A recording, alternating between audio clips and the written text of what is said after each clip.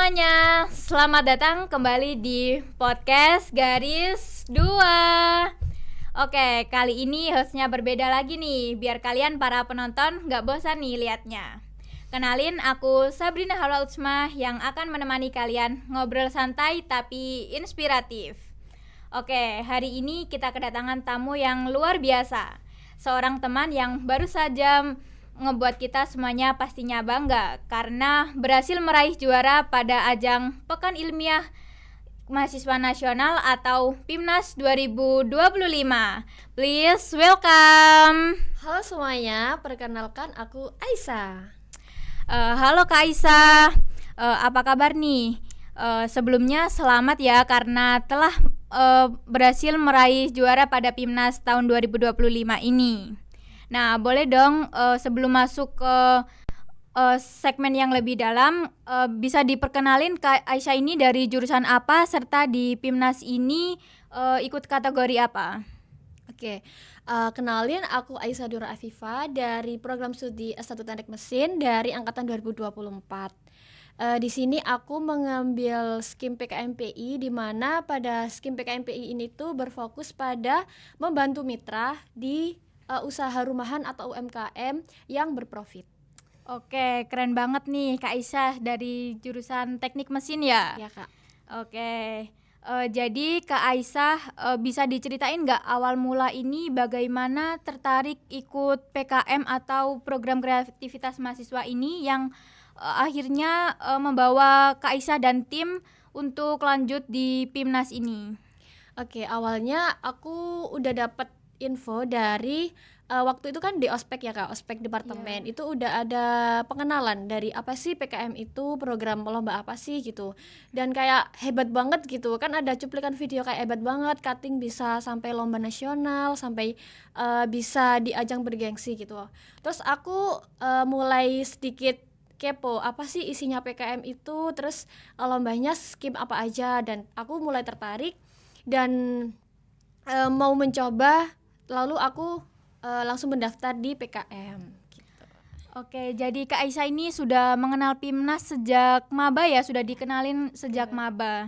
Mungkin ada triggernya gitu untuk PKM ini? Baik, untuk triggernya itu mungkin dari itu ya, dari pengembangan ide. Kan kalau kita buat sesuatu atau mau melakukan di ide PKM itu kan masih bingung Kak. Mau ide yang apa, lalu misal kita nyari PKMP ini mitranya di mana, lalu pembentukan timnya gimana. Di situ aku jadi akhirnya kayak triggernya masih bingung, bisa nggak ya ikut di PKM, bisa nggak ya sampai ke PIMNAS, dan alhamdulillahnya mencoba dan berhasil gitu. Alhamdulillah ya berhasil. Bisa disebutin nggak judul PKM Kak Aisyah ini apa? Kemudian dijelasin secara singkat tentang ide dan tujuan yang Kak Aisyah bawa untuk menuju ke PIMNAS. Oke, dari judul itu aku mengangkat automatic dual slicer berbasis rotary curve bed untuk meningkatkan produktivitas usaha keripik tempe dan pisang Laksana Kita Kabupaten Malang. Di mana ini judulnya sudah sesuai dengan permasalahan mitra, di mana mitra saya itu mengalami kegagalan di proses pemotongan. Saat kita observasi itu beliau itu mengeluh karena pemotongannya lama, jadi dan kadang itu waktu pemotongan itu tangannya sering tersayat sewaktu pemotongan gitu Kak. Oh, jadi PKMPI ini berfokus pada mitra ya? Iya Kak. Oke. Profit. Terus untuk pembentukan timnya sendiri itu bagaimana? Apakah Kak Aisyah mengajak teman dekat atau teman kelas gitu? Gimana itu Kak? Oke. Untuk tim ini sebenarnya aku ada 5 orang, di mana semua ini tuh belum kenal, bahkan nggak deket. Terus aku disaranin sama temen, sebenarnya tim ini tuh udah terbentuk, cuman ada faktor lain, ada salah satu anggota tidak bisa melanjutkan dengan satu alasan dan tidak bisa disebutkan, jadi lalu merekomendasikan saya masuk di tim. Jadi waktu saya masuk itu masih 4 orang, di mana kekurangan anggota, dan aku menyarankan ke teman saya join di PKM. Ternyata mau, dan akhirnya terbentuk 5 orang, dan dari 5 orang ini tuh saling melengkapi dari skillnya masing-masing gitu Kak. Oke, untuk ketentuan dari PIMNAS sendiri ini pembentukan timnya itu bagaimana? Apakah harus kolaborasi antar jurusan atau harus maksimal berapa orang gitu? Untuk pembentukan di tim itu diminimalkan 3 orang dan dimaksimalkan 5 orang, di mana di dalam tim ini itu harus ada satu ketua dan 4 anggota. Untuk ketentuannya juga harus ada dosen pendamping juga Kak. Oke, jadi maksimal itu 5 orang dan minimal itu 3 orang. Oke. Kemudian untuk proses pembuatan proposal dari Kak Aisyah dan tim, gimana nih alurnya untuk membuat proposal? Untuk mencari referensi, data-data yang diperlukan, mencari mitra, itu kira-kira berapa lama waktunya? Jadi untuk pembuatan proposal itu sekitar 3-4 bulan, di mana pembuatan proposal di bulan Maret dan di akhir Mei.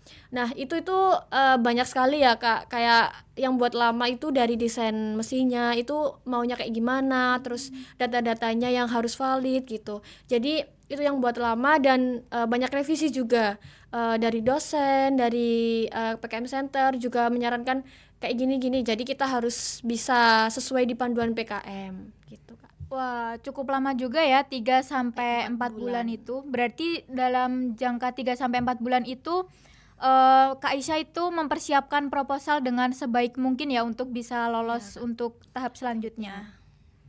Oke.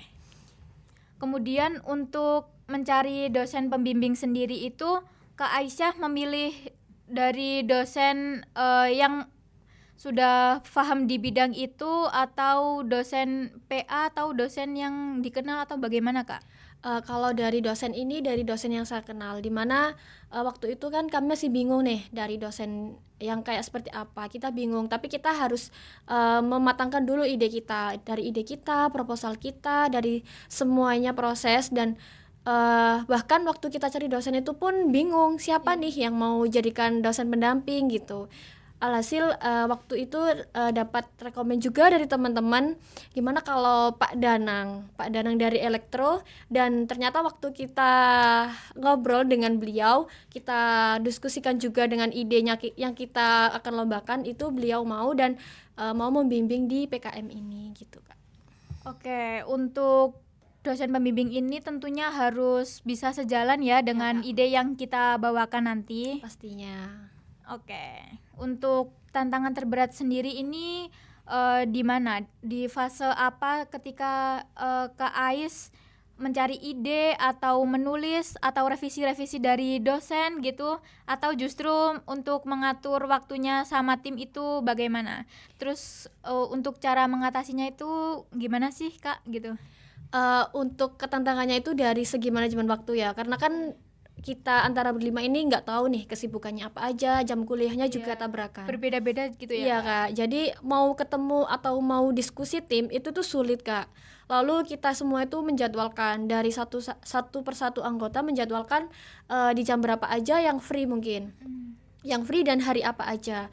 Di situ kita udah menemukan, terus kita diskusikan semua kayak misal kebutuhan buat proposal, terus diskusi dengan dosen juga, terus mau ke dosen-dosen buat direview, buat melaksanakan revisi. Terus di tantangan ini juga di segi revisi Kak, karena kan biasanya waktu kita brainstorming sama dosen itu ya, karena dosen kan kok gini nggak cocok gitu, akhirnya kita mencari-cari dan harus revisi di hari itu juga.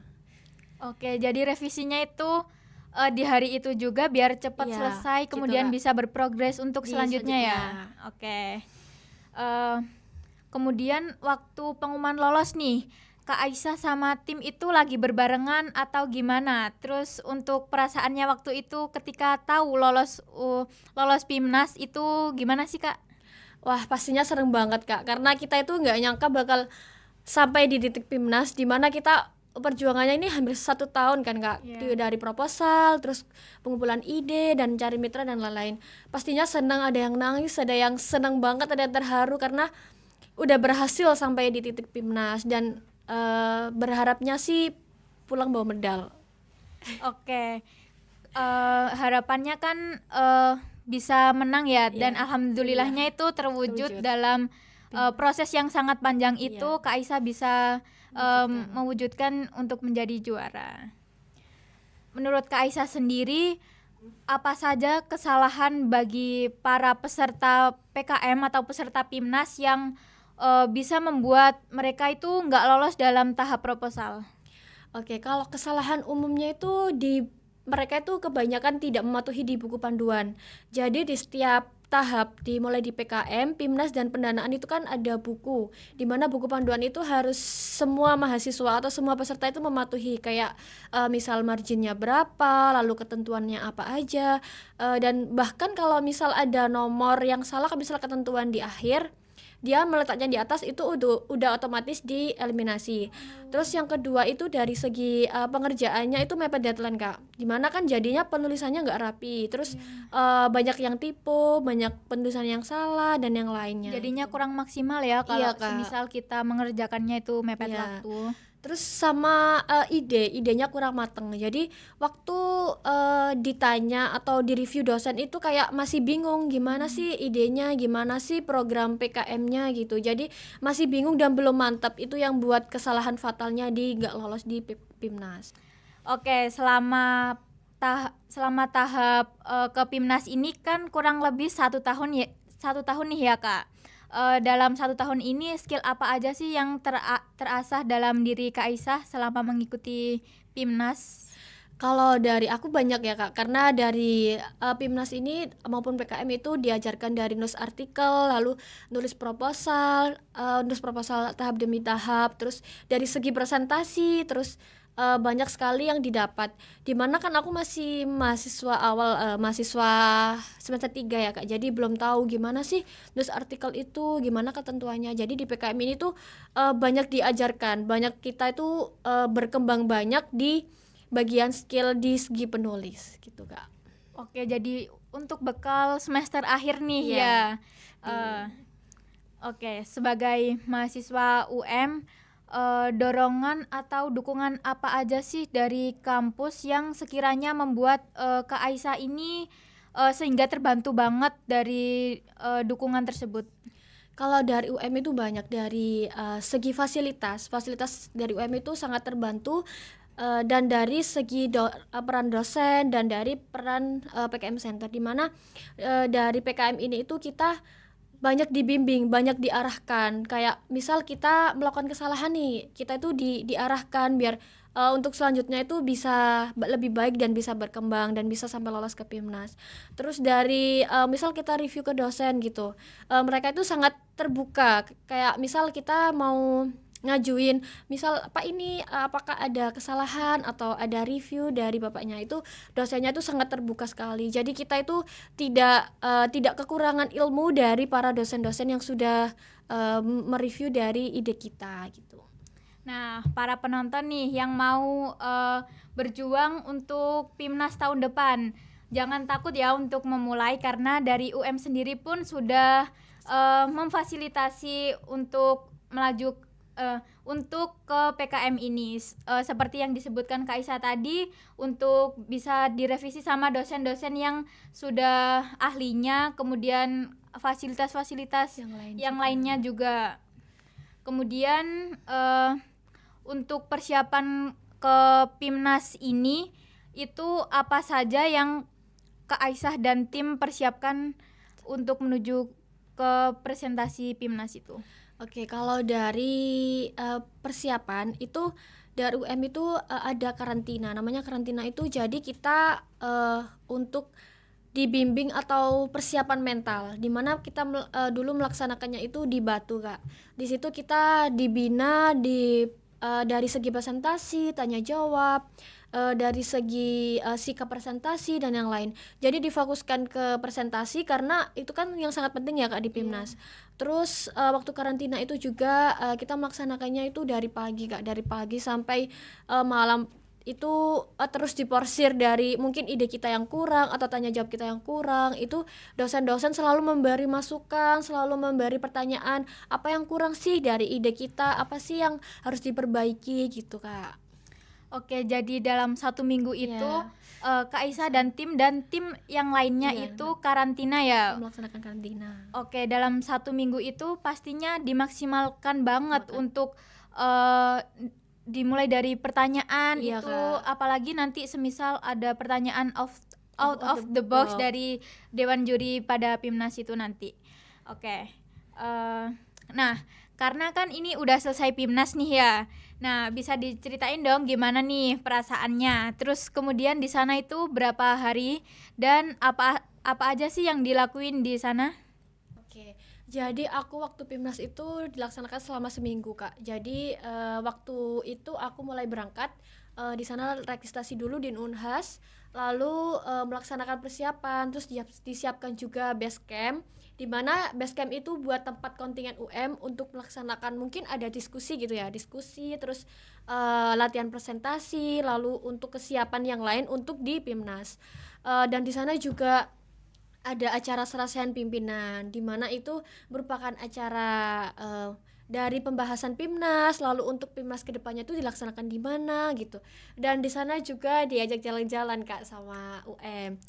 Pastinya buat kita biar nggak stres atau biar kita refresh nih setelah presentasi, terus selama perjalanan di PKM sampai PIMNAS itu membuat kita kayak stres banget, terus banyak tekanan gitu Kak.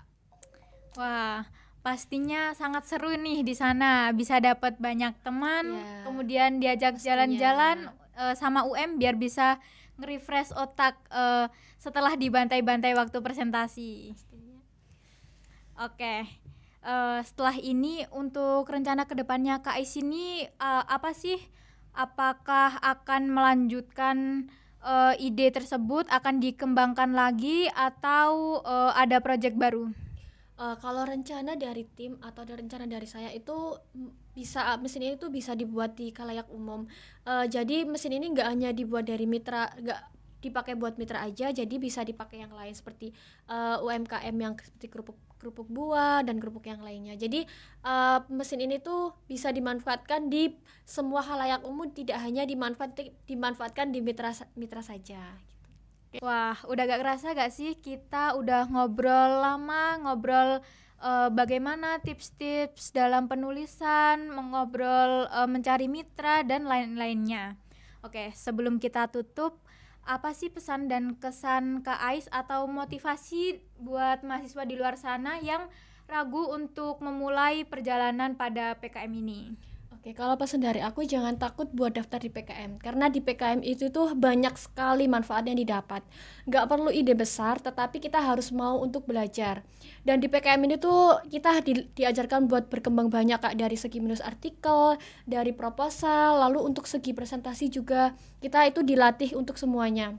Jadi teman-teman jangan ragu buat takut di PKM, buat daftar di PKM, dan semua proses itu bakal pasti ada hikmahnya.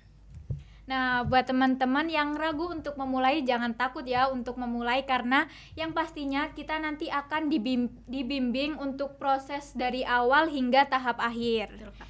Oke, sekali lagi selamat ya buat Kak Aisyah dan tim karena telah memenangkan juara di PIMNAS tahun ini. Sukses selalu dan semoga cerita ini bermanfaat bagi teman-teman yang sedang berjuang pada PKM. Buat para listener, jangan lupa share episode ini ke teman-teman kalian yang butuh motivasi dan tips untuk PKM ini. Jangan lupa follow dan subscribe channel ini biar gak ketinggalan episode inspiratif lainnya. Terima kasih sudah mendengarkan. Sampai jumpa di episode berikutnya di podcast Garis 2.